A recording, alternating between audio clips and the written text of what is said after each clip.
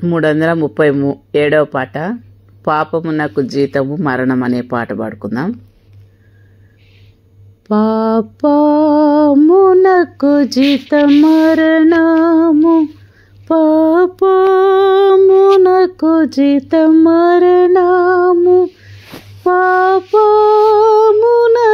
జీతం మరణము.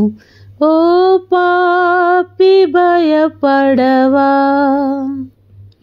చూచూ నదెల్లా నశించు నిశ్చయం, చూచూ నదెల్లా నశించు నిశ్చయం, చూచూ నదెల్లా నశించు నిశ్చయం. చూడనిదే నిత్యము,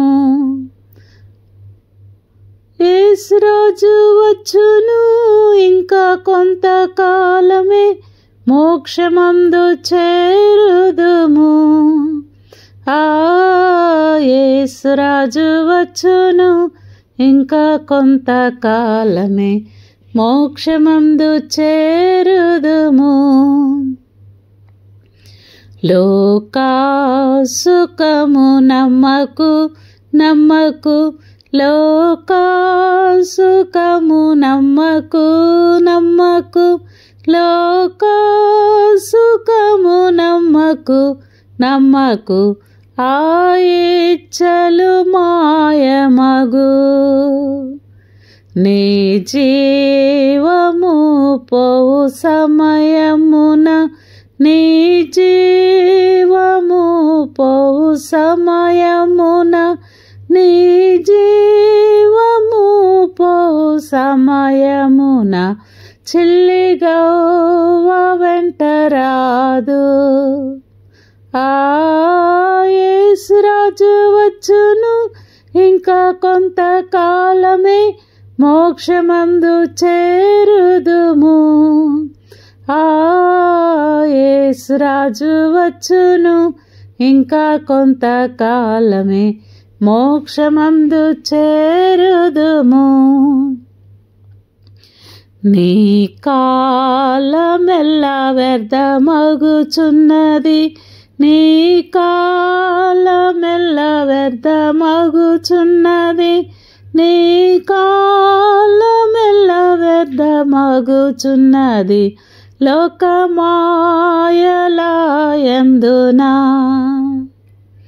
దైవ కోపము వచ్చుటకు ముందు, దైవ కోపము వచ్చుటకు ముందు, దైవ కోపము వచ్చుటకు ముందు. నీ రక్షకుని చేరుము, యేసురాజు వచ్చును ఇంకా కొంతకాలమే, మోక్షమందు చేరుదుము. యేసురాజు వచ్చును ఇంకా కొంతకాలమే, మోక్షమందు చేరుదుము. దైవ ప్రేమ పారుచున్నది, దైవ ప్రేమ పారుచున్నది, దైవ ప్రేమ పారుచున్నది. కల్వరి గిరి మీద నుండి నీ పాపమెల్లా అందుపోవును, నీ పాపమెల్లా అందుపోవును, నీ పాపమెల్లా అందుపోవును. స్నానంబు చేసినన్ యేసురాజు వచ్చును ఇంకా కొంతకాలమే, మోక్షమందు చేరుదుము.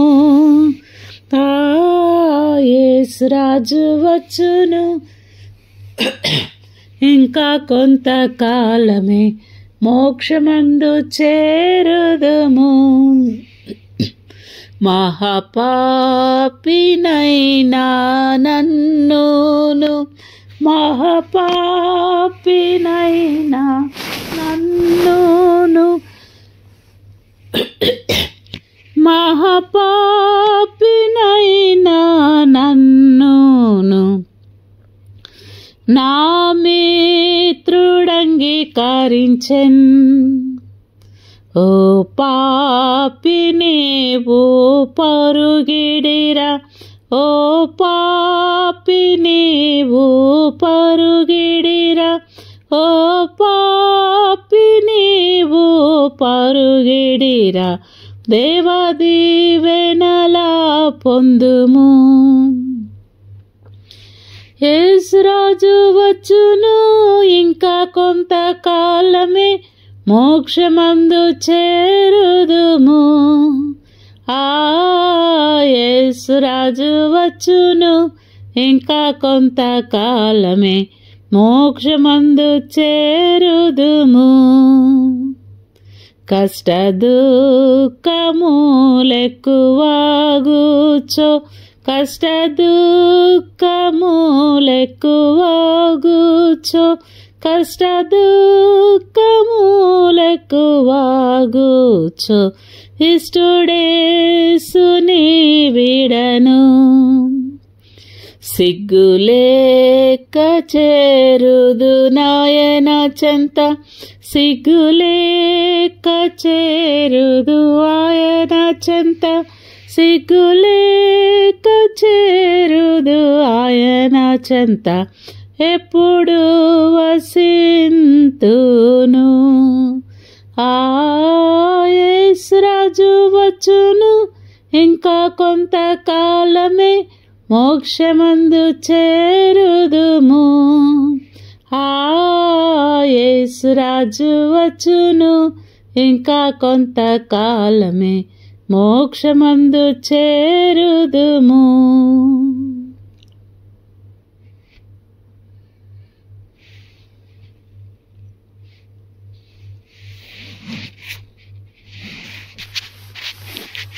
ప్రభునామమునకు మహిమ కలుగును గాక. ఈ సమయంలో మనము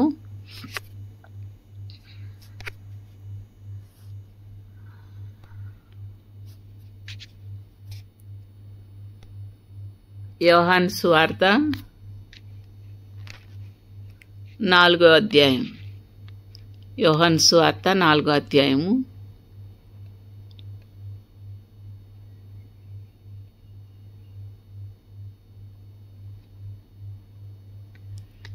మొదటి నుండి కొన్ని వచనాలు చదువుకుందామా.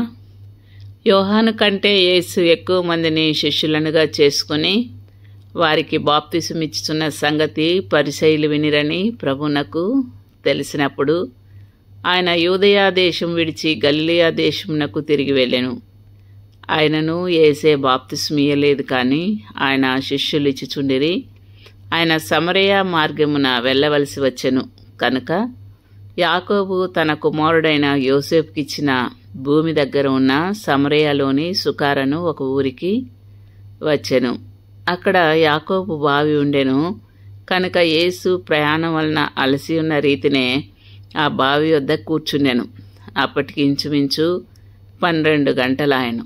సమరయ స్త్రీ ఒకతే నీళ్లు చేదుకొనుటకు అక్కడికి రాగా యేసు నాకు దాహమునకిమ్మని ఆమెను అడిగెను. ఆయన శిష్యులు ఆహారం కొనుటకు ఊరిలోనికి వెళ్ళి ఉండిరి. ఆ సమరయ స్త్రీ, యూదుడవైన నీవు సమరయ స్త్రీనైన నన్ను దాహమునకిమ్మని ఏలాగ అడుగుచున్నావని ఆయనతో చెప్పెను. ఏలైనగా యూదులు సమరయులతో సాంగత్యము చేయరు. అందుకు యేసు, నీవు దేవుని వరమును నాకు దాహమునకిమ్మని నిన్ను అడుగుచున్నవాడెవడో అదియూ ఎరిగి ఉంటే నీవు ఆయనను అడుగుదు, ఆయన నీకు జీవజలమిచ్చునని ఆమెతో చెప్పెను. అప్పుడు ఆ స్త్రీ, అయ్యా, ఈ బావి లోతైనది, చేదుకొనుటకు నీకేమీ లేదే, ఆ జీవజలము ఎలాగూ నీకు దొరుకును? తానును తన కుమారులను పశువులను ఈ బావి నీళ్లు త్రాగి మాకిచ్చిన మన తండ్రి అయిన యాకోబు కంటే నీవు గొప్పవాడువా అని ఆయనను అడిగెను. అందుకేసు, ఈ నీళ్లు త్రాగు ప్రతివాడును మరలా దప్పిగొనును, నేనిచ్చి నీళ్లు త్రాగు వాడెప్పుడునూ దప్పికొనడు. నేను వానికిచ్చి నీళ్లు నిత్య జీవమునకై వానిలో ఊరడి నీటి బుగ్గగా ఉండునని ఆమెతో చెప్పెను.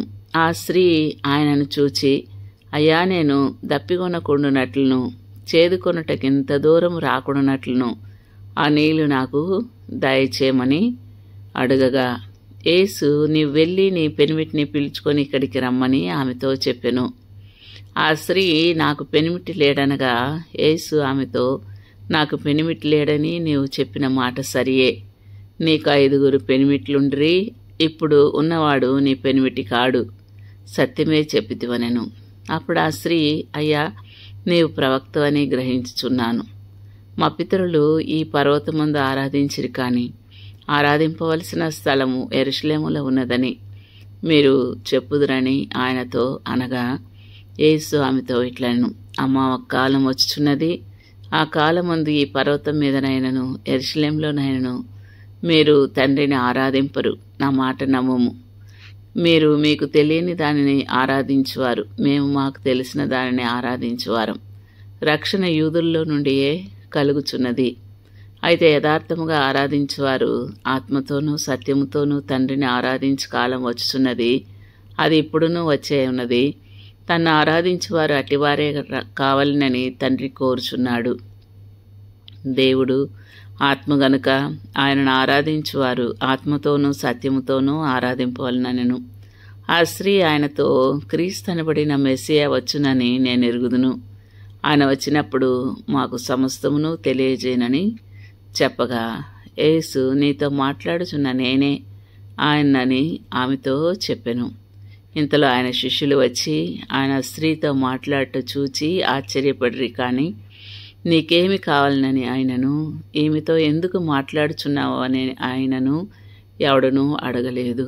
ఆ స్త్రీ తన కుండ విడిచిపెట్టి ఊరిలోనికి వెళ్ళి, మీరు వచ్చి నేను చేసినవన్నీ నాతో చెప్పిన మనిషిని చూడుడి, ఈయన క్రీస్తు కాడా అని ఆ ఊరి వారితో చెప్పగా, వారు ఊరిలో నుండి బయలుదేరి ఆయన వద్దకు వచ్చిచుండిరి.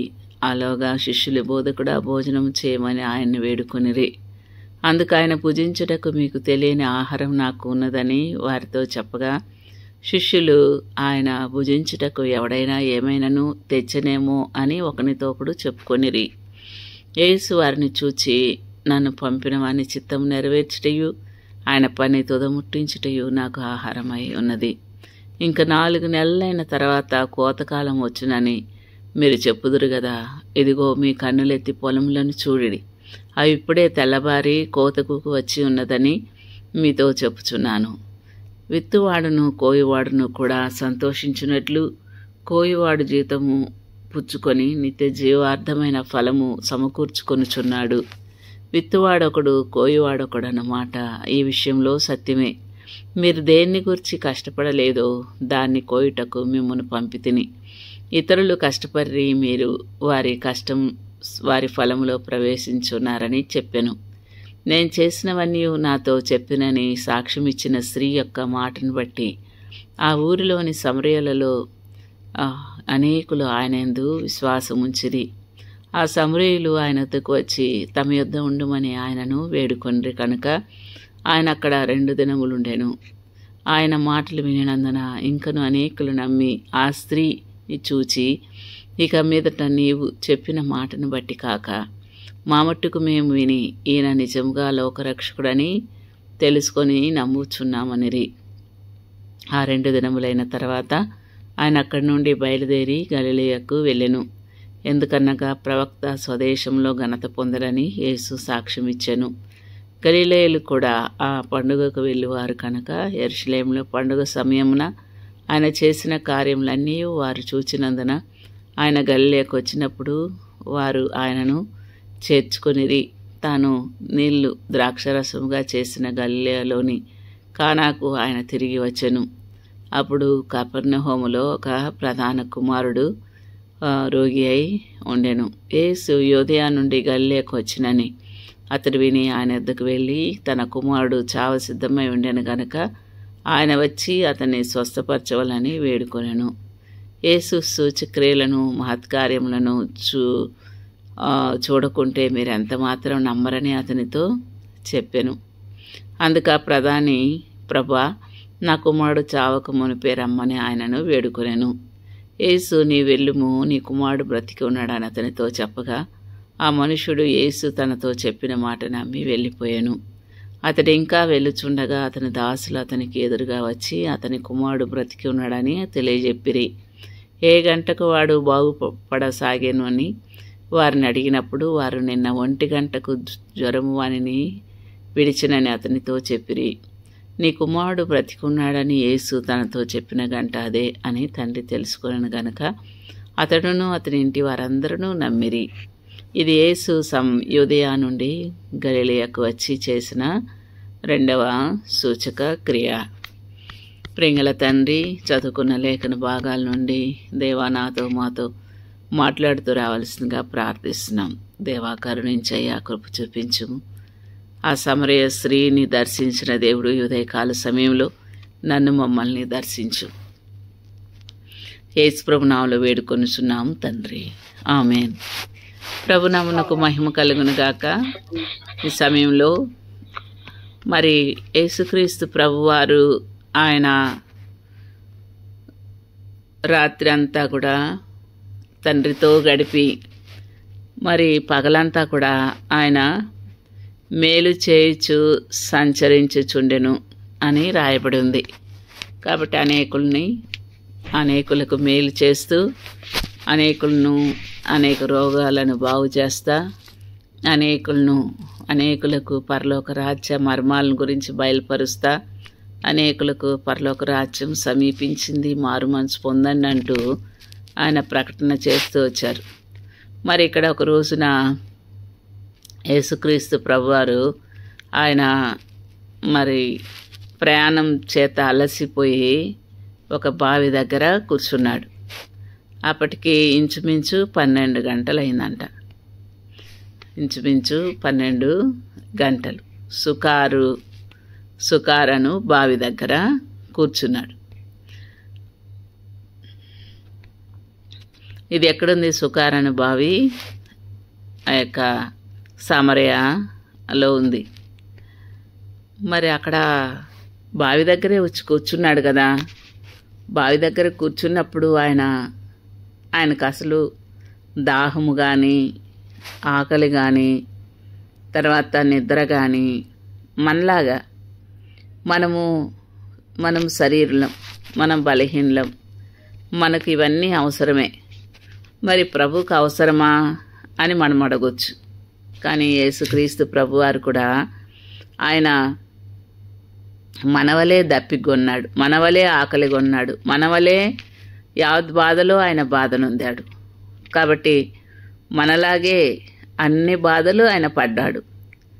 ఎందుకంటే ఒకవేళ ఆయనకు అటువంటి బాధలన్నీ లేకపోయింటే మనం ఏం చెప్పేవాళ్ళమంటే, మనకు ఆకలైనప్పుడు మరి ప్రభా నీకు అసలు ఈ బాధ అంటే ఏంటో, ఆకలి బాధ అంటే ఏంటో తెలుసా, లేకుంటే దాహం అంటే ఏంటో తెలుసా, లేకుంటే ఈ దుఃఖం అంటే ఏంటో తెలుసా అని మనం కూడా మనకొచ్చే అవమానాలు, నిందలు, దూషణలు వీటన్నిటిని బట్టి ప్రభా నిన్ను ఎవరైనా ఎప్పుడైనా దూషించారా, నిన్ను ఎప్పుడైనా మరి బాధ పెట్టారా, మరి ఈ బాధలన్నీ నీకేం తెలుసు ప్రభా అని అడిగేవాళ్ళం. కాబట్టి మన ప్రభువు ఆయన శరీరధారి అయి ఉన్న దినాల్లో మనలాగే మన యావత్ బాధలో ఆయన బాధనొందాడు. కాబట్టి మనకంటే ఎక్కువగా ఆయన పొందిన బాధలు, ఆయన పొందిన శ్రమలు, ఆయన పడ్డ కష్టాలు, అవన్నీ కూడా మనం నిజంగా ఏ మనుషుడు అటువంటివి పొందలేదు. అంతగా ఆయన మనకు మాదిరిగా ఉండడానికి మన యావత్ బాధలో బాధనొందాడు. కాబట్టి ఇక్కడ మనం చూసినట్లయితే అయితే ప్రభు పడ్డ బాధ, కష్టము, ఆ యొక్క మరి దప్పిక, ఆకలి ఇవన్నీ కూడా మన కోసమే అన్నమాట. ఆత్మీయంగా మనం చూసుకున్నట్లయితే ఇప్పుడు అక్కడ ఆయన దప్పికొనడం అనేది ఎందుకోసము అంటే అది ఆత్మీయ దాహం. ఈ యొక్క స్త్రీ, ఈ సమరయ స్త్రీ ఆమె ఏం చేస్తుంది, ఆమెకు మరి పాపపు దాహంతో ఉంది. పాపపు దాహంతో ఉంది. కాబట్టి ఆమెకు పాపపు దాహం అంటే మరి ఇప్పుడు 5 మంది పెనిమిట్లు 5 మంది ఉన్నారంట. మరి ఇప్పుడున్నవాడు కూడా ఆమె పెనిమిటి కాదు. కాబట్టి అలాంటి పాపపు దాహంతో ఆమె జీవిస్తూ ఉంది. అయినా దాహం తీరట్లేదు, తన యొక్క పాపపు దాహము తీరట్లేదు.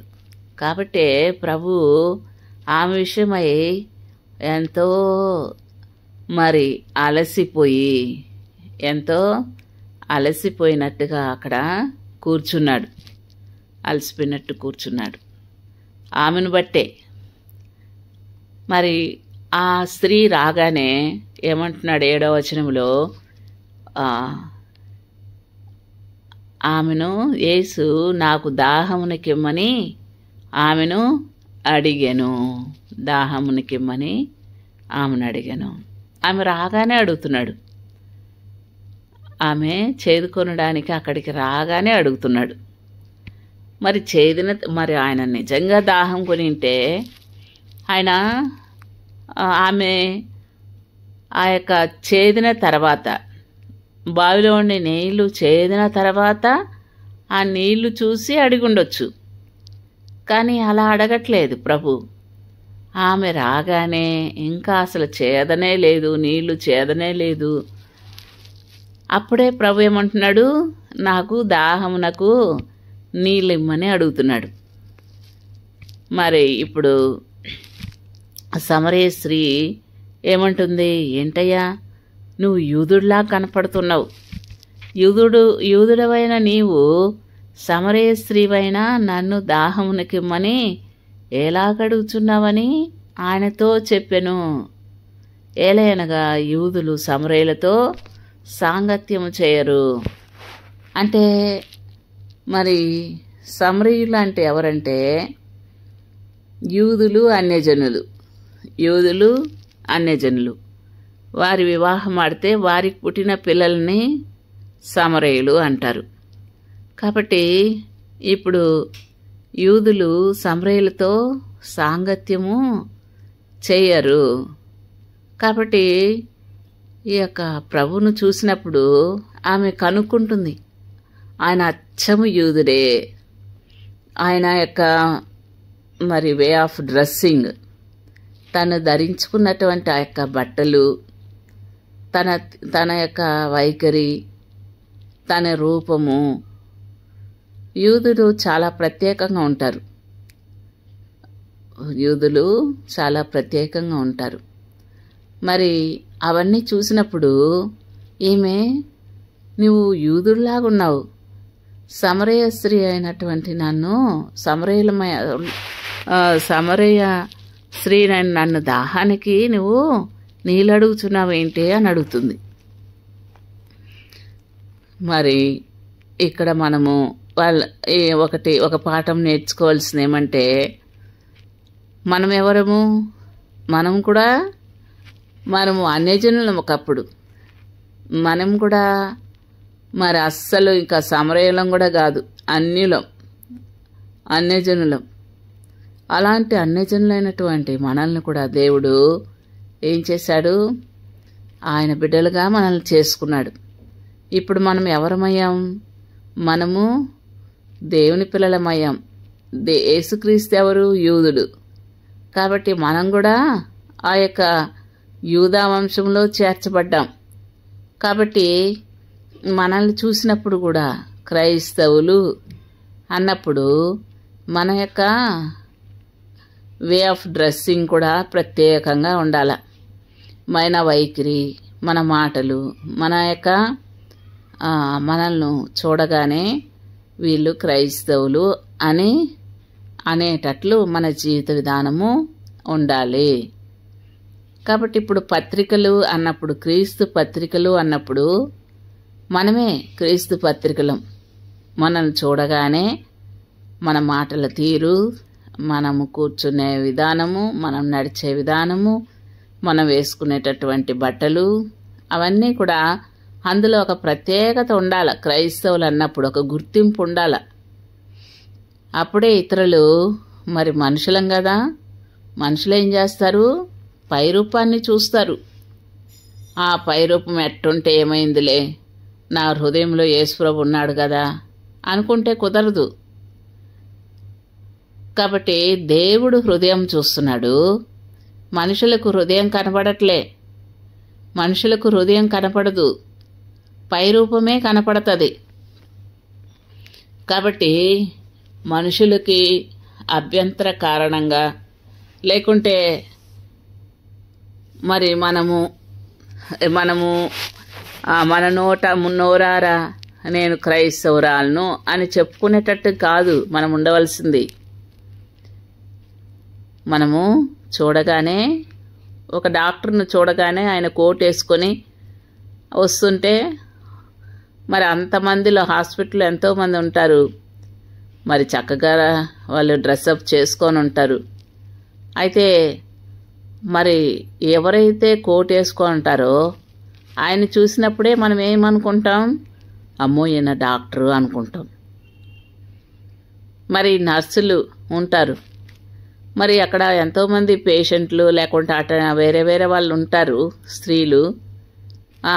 కానీ ఆ యొక్క నర్సు డ్రెస్లో ఉన్న వాళ్ళని చూసి మనము వీళ్ళు నర్సులు అంటాం.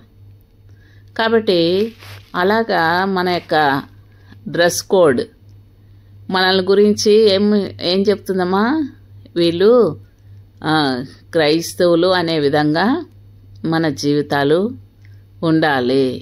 ఇది మనము ఇక్కడ నేర్చుకోవాలా, మనము ప్రత్యేకంగా ఉండాల. ఈ మూర్ఖులకు వక్రతరం వారికి వేరుగా ఉండాల.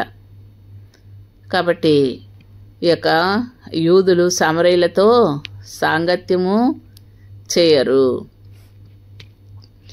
మరి అందుకు యేసు, నీవు దేవుని వరమును నాకు దాహంనకిమ్మని నిన్ను అడుగుచున్నవాడెవడో అదియు ఎరిగి ఉంటే నీవు ఆయనను అడుగుదువు. మరి ఇప్పుడు ఆమె భౌతికమైనటువంటి విషయాలు మాట్లాడుతుంది. ఇప్పుడు ప్రభువారు ఏమంటున్నాడు, మరి నువ్వు దేవుని వరమును నాకు దాహమునకిమ్మని నిన్ను అడుగుచున్నవాడెవడో అదియు ఎరిగి ఉంటే నీవు ఆయనను అడుగుదువు, ఆయన నీకు జీవజలం ఇచ్చునని ఆమెతో చెప్పాను. కాబట్టి ప్రభువారు ఇప్పుడు అసలైన విషయానికి వస్తున్నారు. ఆమెకు అక్కడ ఎందుకు ఆయన కూర్చున్నాడు, ఆమెకి ఏమి ఇవ్వాలని వచ్చాడు అనేసి సంగతి తెలియపరుస్తున్నాడు. నువ్వు దేవుని వరము, దేవుని ఏం వరము, నిత్య జీవ వరము. ఏం వరమా, ఆయన మనకు నిత్య జీవ వరముని ఇవ్వడానికే ఆయన ఈ లోకానికి వచ్చాడు. కాబట్టి అది నువ్వు దాహానికి ఇమ్మని అడిగితే ఆయన మరి నిన్ను అడుగుతున్నటువంటి ఆయన ఎవరో నువ్వు ఎరిగి ఉంటే తప్పకుండా నువ్వు అడుగుదు. ఎందుకు అంటున్నాడు ఆ మాట? ఆమెకు మరి సమరయులెవరు, యూదులెవరు, ఇటాటివి మరి యాకోబు బావి, మరి ఆయన్ని ఆరాధించేవారు, మేము ఈ కొండ మీద ఆరాధిస్తాము, ఇట్లాంటి మాటలన్నీ కూడా ఈమెకి పరిచయమే, ఇటువంటివన్నీ కూడా పరిచయమే. కాబట్టి ఆ ప్రభు అంటున్నారు, మరి ఆ నిత్య జీవ వరమును లేకుంటే దేవుని వరమును నువ్వు అడిగితే ఆయన ఎవరో నిన్ను అడుగుతున్న ఆయన ఎవరో నీకు తెలుసుంటే నువ్వు తప్పకుండా అడుగుతావు. ఆయన నీకేం చేస్తాడు, జీవజలం ఇచ్చునని ఆమెతో చెప్పాను, జీవజలం ఇచ్చునని ఆమెతో చెప్పాను. మరి ఇప్పుడు భౌతికమైనటువంటి నీళ్ల కోసం ఆమె వచ్చింది. అది శరీరంలో ఉన్నటువంటి దాహాన్నే తీర్చగలదు. కానీ ఈ యొక్క జీవజలమును త్రాగినవాడు ఎప్పటికీ దప్పికొనడు. కాబట్టి ఆ జీవజలం తాగితే అప్పుడేమవుతుంది, ఈ యొక్క శారీరకమైనటువంటి ఈ యొక్క దాహాలు లేకుంటే పాపపు దాహము ఇవన్నీ కూడా మరి వాటి మీద అసహ్యత ఏర్పడుతుంది ఆమెకు. కాబట్టి ప్రభు అంటున్నాడు, నీకు ఆయన జీవజలం ఇచ్చును. అప్పుడు ఆ స్త్రీ అంటుంది, అయ్యా ఈ బావి లోతుగా ఉంది కదా, చేదు కొనడానికి నీ దగ్గర ఏమీ లేదు కదా, మరి ఆ జీవజలం ఎలాగ నీకు దొరుకును? మరి ఆమెనుకుంటుంది ఆ జీవజలం అనేది అక్కడే దొరుకుతుందేమో, ఆ యొక్క బావిలో నుండే వస్తుందేమో అనుకుంటుంది. కానీ అది బావిలో నుండి వచ్చేది కాదు, బావిలో నుండి వచ్చేది కాదు.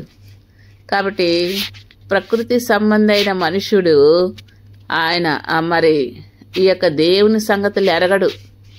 1 కొరింథీయులకు రాసిన పత్రిక 2:14లో ప్రకృతి సంబంధమైన మనుష్యుడు దేవుని ఆత్మ విషయములను అంగీకరింపడు, అవి అతనికి వెరితనముగా ఉన్నవి, అవి ఆత్మానుభవం చేతనే వివేచింపదగును గనక అతడు వాటిని గ్రహింపజాలడు. కాబట్టి ఈమెకి గ్రహింపు లేదు. కాబట్టి ఇది ఎలాగ జరుగుతుంది అని అడుగుతుంది. అలాగే నికోదేము కూడా అడిగాడు కదా, ఏమని? మరి ఒకడు క్రొత్తగా జన్మించవలెను అని యేసుక్రీస్తు ప్రభు చెప్తే ఆయన ఏమంటాడు? అందుకు నికోదేము మరి 3వ అధ్యాయం 4వ వచనంలో, అందుకు నికోదేము, ముసలివాడైన మనుషుడు ఎలాగూ జన్మింపగలడు? 2వ మారు తల్లి గర్భమందు ప్రవేశించి జన్మింపగలడా అని ఆయనను అడుగగా. కాబట్టి వాళ్ళకు అర్థం కాదు. కాబట్టి చాలామందికి కూడా మరి ప్రకృతి సంబంధమైన మనుషులకు అర్థం కాదు. పరలోక రాజ్యం గురించి చెప్పినా, మరి రక్షణ గురించి చెప్పినా వాళ్ళకు అర్థం కాదు. మనం కూడా ఒకప్పుడు అట్లాగే ఉంటూ వచ్చిన ప్రజలం.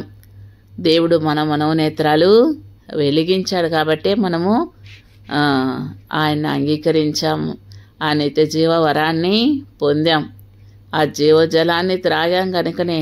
మరి జీవజలంను త్రాగిన మనము ఎలా ఉండాలా? కాబట్టి ఆయనే జీవజలం. మరి శిష్యులైనటువంటి వారితో మరి మీరు కూడా వెళ్ళిపోవాలని ఉన్నారంటే, ప్రభువా మేము ఎక్కడికి వెళ్ళగలం? నీవే నిత్య జీవపు మాటలు గలవాడు, కాబట్టి నిన్ను విడిచి మేము వెళ్ళలేమయ్యా అన్నారు. కాబట్టి మరి ఇశ్రాయేలు ప్రజలు వారు ఏం చేశారంటే, బ్రద్దలై కారుచున్నటువంటి తొట్లలో ఉన్న నీరు తాగుతున్నారంటాడు. అసలైన జీవజలమును వదిలిపెట్టి బ్రద్దలై నీళ్లు నిలవని తొట్లల్లో ఉన్న వాటిని తాగుతున్నారని. మరి మనము కూడా ఎట్లున్నామో, మరి మనము దేవుని ఎరిగామంటున్నాం, జీవజలాన్ని తాగామంటున్నాం, మరి నిత్య జీవపు వరాన్ని పొందామంటున్నాం. మరి మనము ఎట్లాంటి నీళ్ళు తాగుతున్నాము? అనుదినం ప్రభునే సేవిస్తున్నామా? ప్రభునే ప్రేమిస్తున్నామా? ప్రభువే ఇచ్చేటటువంటి ఆ యొక్క దేవుని యొక్క వాక్యం అనే ఆ యొక్క జీవజలాన్ని తాగి తృప్తి పొందుతున్నామా? లేకుంటే వ్యర్థమైనటువంటి వాటిని, నీళ్లు నిలవని ఆ యొక్క తొట్లలో ఉన్న వాటిని, వ్యర్థమైన వాటిని అలాగా సమయాన్నంతా కూడా దానికోసం కేటాయిస్తున్నామా? మరి దేవుని వాక్యాన్ని ఏదో చదవాలి కాబట్టి మరి చదవడం, అక్కడ పక్కన పెట్టడం అట్లా ఉంటున్నామా? ఎవరికి వాళ్ళమే మనం పరీక్షించుకోవాలా. మరి ఇప్పుడు ఆమె ఎన్నో విషయాలు దేవుణ్ణి అడిగి తెలుసుకుంటుందన్నమాట. మరి ఇప్పుడు యేసుక్రీస్తు ప్రభువారు ఏమంటున్నాడంటే, మరి మా యొక్క పితరులు వాళ్ళు ఏం చేశారు? వాళ్ళు ఈ యొక్క బావి నీళ్ళే తాగుతూ వచ్చారు అనేసి అంటూ ఉన్నప్పుడు ప్రభు అంటారు, అందుకేసి ఈ నీళ్లు త్రాగు ప్రతివాడు మరలా దప్పికొంటాడు. ఈ నీళ్లు తాగే ఈ సుకారాన్ని బావి దగ్గర, బావిలో లేకుంటే మామూలు బావుల్లో ఉన్నటువంటి నీళ్లు తాగేవాళ్ళు మరలా దప్పికొంటారు. అయితే నేనిచ్చి నీళ్లు త్రాగువాడు ఎల్లప్పుడూ దప్పిగొనడు. నేను వానికిచ్చి నీళ్లు నిత్య జీవమునకై వానిలో ఊరడి నీటి బుగ్గగా ఉండునని ఆమెతో చెప్పాను. కాబట్టి ప్రభు ఇచ్చు నీళ్లు త్రాగేవాడు ఎప్పటికీ దప్పికొనడు. ఈ మాట చూడండి, విశ్వాసులుగా మనకు కూడా మనం అన్వయించుకున్నప్పుడు మనము దప్పికొనకుండా ఉంటున్నామా? రక్షణ పొందాము అనేసి నిత్యజీవ వరం పొందాము అని చెప్పుకుంటున్నటువంటి మనము దప్పికొనకుండా ఉంటున్నామా? వాడెప్పుడు దప్పికొనడు అని దేవుని వాక్యం చెప్తుంది. మనం ఎందుకు దప్పికొంటున్నాము?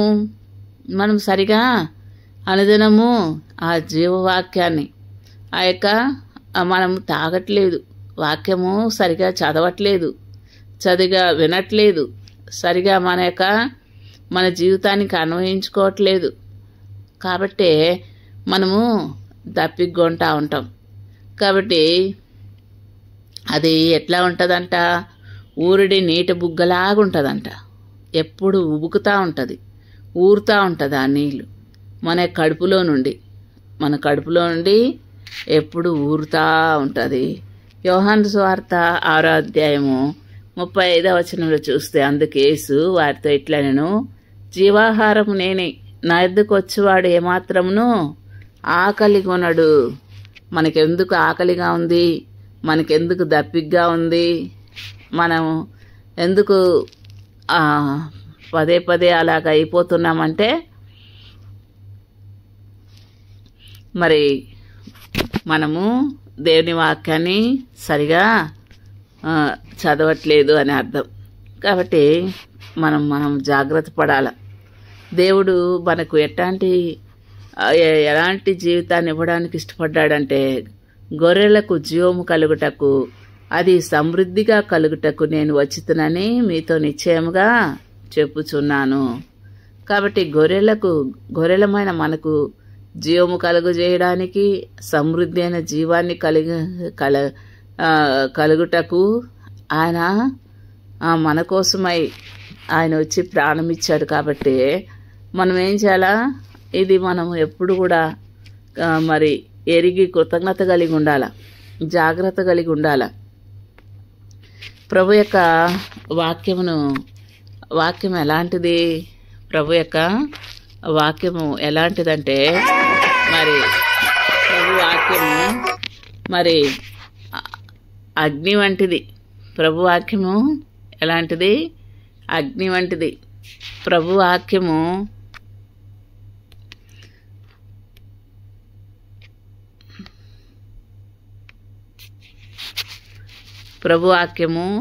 అగ్ని వంటిది.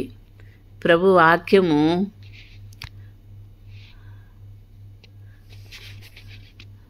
చూస్తే హిమము వంటిది. ప్రభు వాక్యము బంగారం వంటిది. ప్రభు వాక్యము బంగారం వంటిది. ప్రభు వాక్యము తేనె లాంటిది. ప్రభు వాక్యము తేనె వంటిది. కాబట్టి మనము ఆ వాక్యాన్ని అన్నిటికంటే ఎక్కువగా ప్రభు యొక్క వాక్యాన్ని మనం ఎక్కువగా చదవాల, నేర్చుకోవాల. మరి దేవుని యొక్క వాక్యము ఒక విత్తనం వేస్తే ఎలాగ మహావృక్షం అవుతుందో, మరి ఒక విత్తనం వేస్తే ఎలాగ 30 అంతలు 60 అంతలు 100 అంతలుగా ఫలిస్తుందో, అలాగ దేవుని యొక్క వాక్యం విత్తనం లాంటిది. దేవుని వాక్యం దీపం లాంటిది. మన హృదయంలో ఏదేదైతే మరి ఆ వాక్యము ఏం చేస్తుంది? వెలిగించే దీపంలాగా మనలో ఏవేవి ఉన్నాయో వాటిని, చీకటి సంబంధమైన వాటన్నిటినీ తీసివేస్తుంది. దేవుని వాక్యము వెలుగు. ఆయన వాక్యము వెలుగు. దేవుని వాక్యం ఖడ్గం లాంటిది. దేవుని వాక్యము నీరు వంటిది. దేవుని వాక్యము మరి అది మరి పాల వంటిది, సుత్య వంటిది. కాబట్టి ఇన్ని విధాలుగా దేవుని వాక్యము మన జీవితంలో పనిచేసేదిగా ఉంటుంది. కాబట్టి ఆ స్త్రీ అప్పుడు ఆమె ఏమంటుంది? అయ్యా, మరి నేను దప్పికొనకుండానట్లుగా, చేదుకొనడానికి ఇంత దూరం రాకుండానట్లుగా ఆ నీళ్లు నాకు దయచేయమని ఇప్పుడు ప్రభును ఆమె వేడుకునింది. అప్పుడు ప్రభు ఏమంటారు, ఆమె హృదయం మారింది ఇప్పుడు. అంతకుముందు చూస్తే ఎక్కడి నుండి ఆమె ప్రారంభించిందంటే మరి భౌతికమైనటువంటి ఆయన రూపాన్ని చూసి, నువ్వు యూదుల్లా కనబడుతున్నావు, నువ్వు యూదుడివే, మరి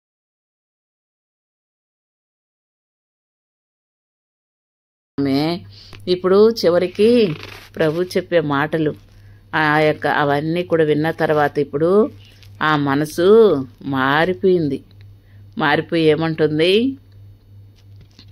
అయ్యా నేను దప్పికొనకున్నట్లుగా చేదు కొనడానికి ఎంత దూరం రాకున్నట్లుగా ఆ నీళ్ళు నాకు దయచేయమని అడుగుతూ వచ్చింది. అప్పుడు ప్రభువారు అన్నారు, నువ్వు వెళ్ళి నీ పెనిమిటిని తెలుసుకురా అనేసి అన్నప్పుడు ఆ స్త్రీ నాకు పెనిమిట్లేడు అని, మరి నాకు పెనిమిట్లేడని నువ్వు చెప్పిన మాట సరియే, అది నిజమే. మరి 5 ఉన్నారు, అయితే ఇప్పుడున్నవాడు కూడా నీకు పెనిమిటి కాడు, సత్యమే చెప్పావు. కాబట్టి మన జీవితంలో కూడా మనము ఎప్పుడు కూడా సత్యమే చెప్పాల. దేవుని దగ్గర మనం పాడుకుంటూ వచ్చాం, సిగ్గుపడక యేసురాజు వచ్చును ఇంకా కొంతకాలమే అనే పాట పాడుకుంటూ ఆ చివర్లో ఉంది, సిగ్గు లేక చేరుదు ఆయన చెంత. కాబట్టి మన యొక్క వ్యక్తిగతమైన జీవితాల్లో కూడా మరి మనం చేసిన దాన్ని ఏది దాచిపెట్టకూడదు. మనం ఆలోచించింది కానీ మన యొక్క మరి ఏదైనా కూడా ఊహించిన దాన్ని ఏది కూడా ప్రభుకు తెలియంది మరుగైంది ఏమీ లేదు. కాబట్టి అన్నీ కూడా ప్రభుకి మనము చెప్పేయాల. కాబట్టి ప్రభు అలాగా ఆమె సత్యం చెప్పింది కాబట్టి నువ్వు సత్యమే చెప్పితివా నేను. అందుకే ఆయన మెచ్చి ఆమెకి ఏం చేయాలనుకున్నాడు, ఆ నిత్య జీవ వరమును ఆమెకి ఇవ్వాలని. చూడండి, అప్పుడు ఆమె ఏమంటుంది మళ్ళా, అప్పుడు ఆ స్త్రీ, అయ్యా నీవు ప్రవక్తవని గ్రహించుచున్నాను. ఏమంటుందమ్మా, నీవు ప్రవక్తవని గ్రహించుచున్నాను అంటుంది. కాబట్టి ఈ గ్రహింపు రావాల మనకు కూడా. ప్రభు ఎవరు? ఆయన అంత రహస్యాలు ఆయన వశం, ఆయనకు రహస్యమైనది ఏదీ లేదు. ఆయన అంతరింద్రియములను అన్నిటినీ పరిశోధించే దేవుడు. కాబట్టి ఆయనకు మరుగైంది ఏదీ లేదు. కాబట్టి మనం కూడా పిల్లలుగా చాలా జాగ్రత్తగా ఉండాలి. మరి ఇప్పుడు ఆమె సత్యం చెప్పినందువలనే ఆయన ఏం చేస్తున్నాడమ్మో, ఇప్పుడు ఆమెకు ఆ నిత్య జీవ వరాన్ని ప్రసాదించాడు. అంతేకాదు ఇంకా ఆయన మరి దేవుడు ఆత్మ గనుక ఆయన్ని ఆరాధించువారు ఆత్మతో సత్యముతో ఆరాధించాలన్నటువంటి ఆ సంగతులు కూడా, ఆత్మీయ మర్మాలు కూడా ఆమెకు బయలుపరుస్తున్నాడు. చూసారా, మనం కూడా మనలో ఉన్నటువంటి లోపాలు, మనలో ఉన్నటువంటిది అవంతా కూడా ఉన్నదన్నట్టుగా మనం ఒప్పుకున్నప్పుడే అప్పుడు దేవుడు మనకు కూడా మర్మంగా ఉన్నటువంటి సంగతులైనా మరి దేవుని యందు భయభక్తులు కలిగిన వారికి ఆయన మర్మాలు బయలుపరుస్తాడంట. కాబట్టి మనకు కూడా అటువంటి మర్మాలు, దేవుని వాక్యంలో ఉన్నటువంటి గూఢమైన సంగతులు, మర్మమైన సంగతులు అన్నీ కూడా మనకు ఆయన బయలుపరుస్తాడు. కాబట్టి మనం కూడా ఆ యొక్క సమరయ స్త్రీలాగా సత్యమే ఎప్పుడూ చెప్పేవారుగా ఉండాల. మరి ఇప్పుడు ఆమంటుంది, అయ్యా నువ్వు ప్రవక్తవని అనుకుంటున్నానంటే ఆ స్త్రీ, ఆయనతో క్రీస్తు అనబడిన మెస్సియా వచ్చునని ఎరుగుదును, ఆయన వచ్చినప్పుడు మాకు సమస్తమును తెలియజేయనని చెప్పగా, యేసు నీతో మాట్లాడుచున్న నేనే ఆయనని ఆమెతో చెప్పాను. కాబట్టి మెస్సియా వస్తాడని కూడా ఆమెకు తెలుసు. ఆ మెస్సియా వస్తే మాకు అన్ని సంగతులు చెప్తాడయ్యా అని చెప్పినప్పుడు ఆయనను నేనే అని ప్రభు తను తాను ఆమెకు బయలుపరుచుకున్నాడు. ఇప్పుడు ఆ స్త్రీ తన కుండ విడిచిపెట్టి ఊర్లోనికి వెళ్ళిపోయి, మీరు వచ్చి నేను చేసినవన్నీ నాతో చెప్పిన మనిషిని చూడండి, ఆయన క్రీస్తు కాడా అని ఆ ఊరి వారితో చెప్పింది. కాబట్టి మరి నిజంగా ఈమెలో నేర్చుకోవాల్సింది ఏమంటే, మరి ఆమె ఎప్పుడైతే నిత్యజీవ వరం పొందిందో, ఆ యొక్క మెస్సియాని తెలుసుకునిందో, ఆమె మౌనంగా ఉండలేదన్నమాట. ఆమె ఏం చేసింది, ఇప్పుడు ఆ యొక్క ఇన్ని రోజులు తన యొక్క పాపపు దాహాన్ని తీరుస్తూ వచ్చినటువంటి ఆ కుండను విడిచిపెట్టింది. అంటే తన యొక్క శరీరంలో ఏముందమ్మా, అవన్నీ కూడా ఇచ్చలు, కోరికలు, ఆశలు అన్నీ కూడా ఈ శరీరంలో ఉండే పుట్టుకొస్తాయి. కాబట్టి ఇప్పుడు ఆ శరీరంను, ఆ యొక్క కొండ శరీరాంతో పోల్చుకోవచ్చు. కాబట్టి ఆ కొండను అక్కడ విడిచిపెట్టేసింది. విడిచిపెట్టి ఆమె ఊరిలోనికి వెళ్ళింది. ఊరిలోనికి వెళ్ళి వాళ్ళందరికీ చెప్తా ఉంది. కాబట్టి మనము కూడా పిల్లలుగా మనం కూడా మరి ప్రభు ఇచ్చినటువంటి ఆ నిత్యజీవ వరాన్ని, రక్షణను పొందాం కదా. మరి ఆయన మెస్సియా రక్షకుడు, నా రక్షకుడు, నా విమోచకుడు అని చెప్తున్నాం కదా. మరి ఆ సంగతులు మనము ఎవరికైనా చెప్తున్నామా? ఎవరికైనా వెళ్ళి నన్ను మార్చాడమ్మా, నా స్థితిని మార్చాడు అని మనం ఎవరికైనా చెప్తున్నామా? ఆమె ఊరి లోపలికే వెళ్ళిపోయింది. అంతకుముందు ఆమె ఊర్లోనికి మనుషులందరూ తిరగలాడే సమయంలో, ఆ యొక్క ఉదయకాల సమయంలో, సాయంత్ర సమయంలో మనుషులు బయటంతా కూర్చొని ఉంటారు. కానీ ఆ సమయంలో వచ్చేది కాదు. అయితే ఎప్పుడు వచ్చేది? 12 గంటల సమయంలో వచ్చేది. ఆ యొక్క మధ్యాహ్న సమయంలో వచ్చేది. అట్లాంటి ఆ టైంలో ఎవరు ఎక్కువగా నీళ్లకు రారు. మరి అలాంటి సమయంలో ఊరి వాళ్ళు ఎవరు రానటువంటి మనుషులు తిరగని సమయంలో ఆమె వచ్చి నీళ్లు చేదుకొని పోయేది. అటువంటి రహస్య జీవితం జీవిస్తూ వచ్చింది. అలాగా మరుగున ఉంటూ వచ్చింది. కాబట్టి